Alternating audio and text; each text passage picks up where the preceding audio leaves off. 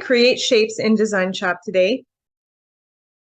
And you're going to see that there are a few shapes that come with the DesignShop software that you can utilize. So go ahead and click on the shape input icon on the left toolbar.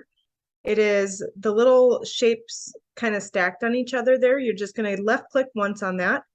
That brings up this window that you can select different areas and see the different various designs to choose from. Once you have a design selected, you're going to go ahead and left click while holding down on your left mouse button. You're going to click and drag into your hoop area.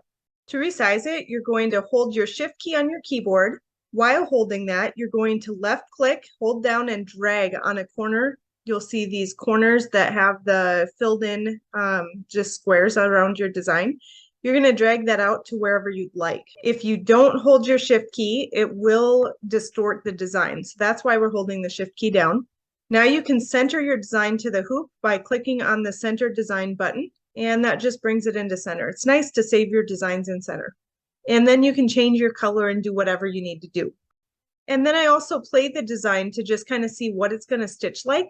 And you can double click on the design anywhere and then review the density and underlay values so that you know it's going to stitch well on whatever fabric you're using.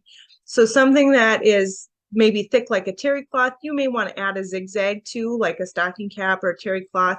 If it's just a basic sweatshirt, you probably don't need that, but basically that underlay stitching helps the top threads stay on top of the garment. Congratulations! You have now learned a few new features in DesignShop and practiced to make your skills an everyday back of the hand knowledge type of thing.